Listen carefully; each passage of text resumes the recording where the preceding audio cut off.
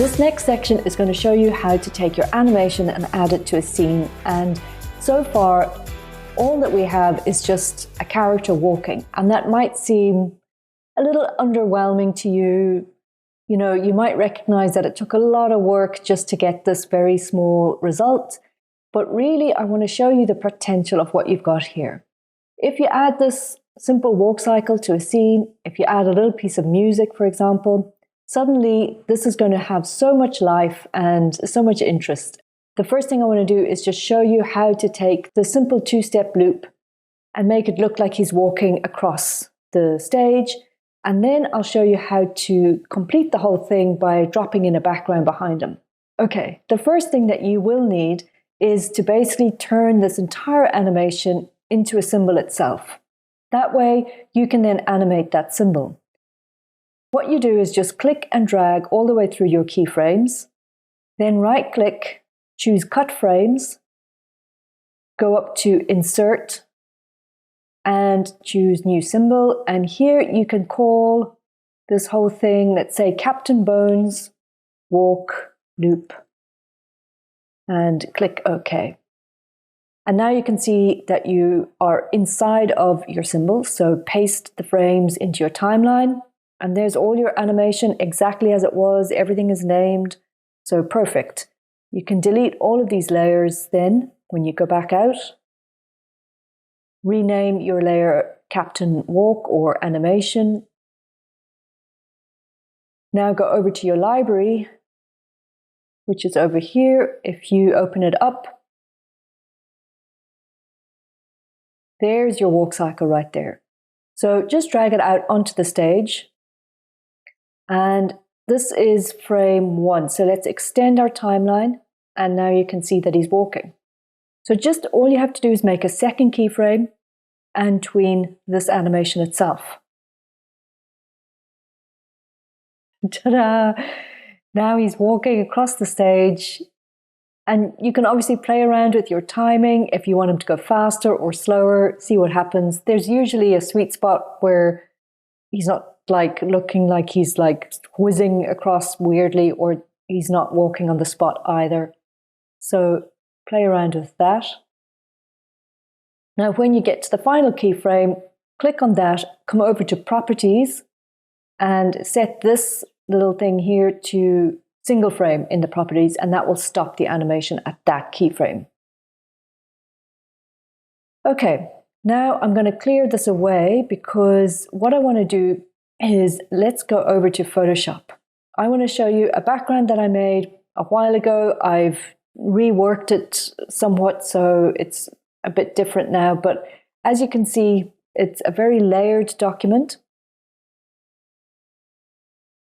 But for our purposes, all we need really is just a JPEG. You can now, at this point, if you wanted to sort of dive into a program or software like After Effects, and if you wanted to do that, then you would also have to export your animation from Adobe Animate. You'd have to export it out as a PNG sequence. So that's not something that we're going to get into in this course. It's a bit fussy and complicated. Really, we just want a nice, quick result for our animation. So we'll stick with working inside of Adobe Animate.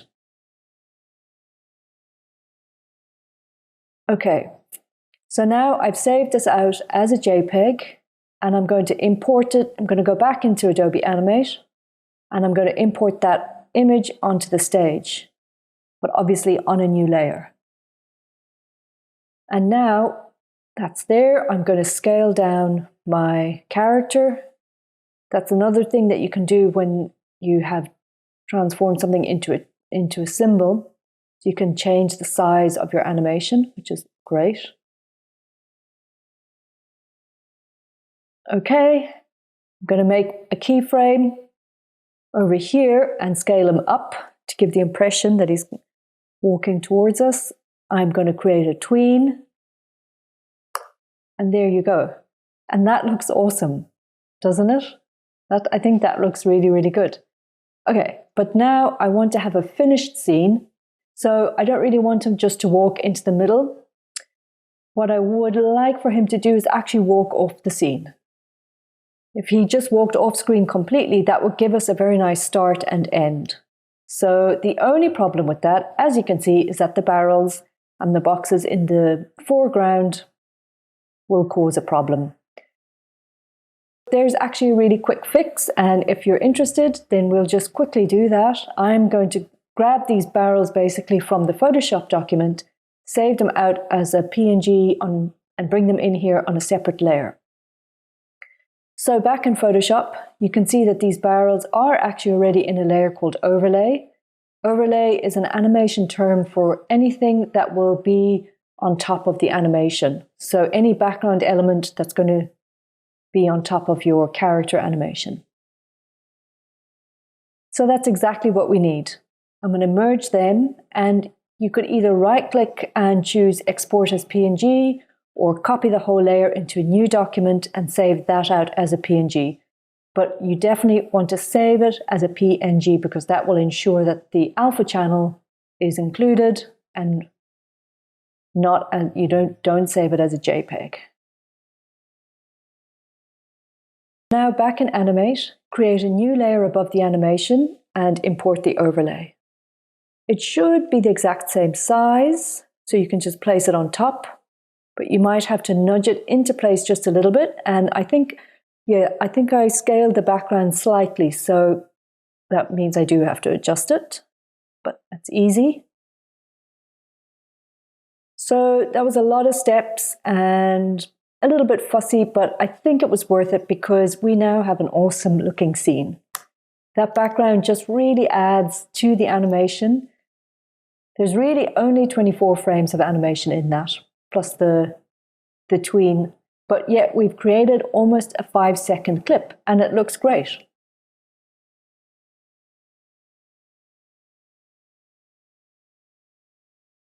So you could leave it there if you wanted to, if you think that's perfect and you're happy enough to stop there.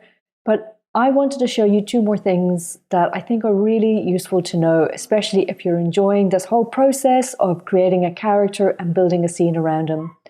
One thing is that I want to show you how to add a mask to your animation. It's a powerful thing to be able to incorporate into your animation because it'll help you to make it look as if the character is moving behind or in front of something.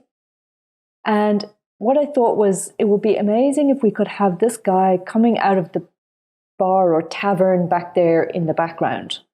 That way it looks like he's really interacting with the background, instead of just having him starting in the middle and walking off. So it's so easy to do that I thought it would really be worth it to take a few minutes. It's really just a one-step process.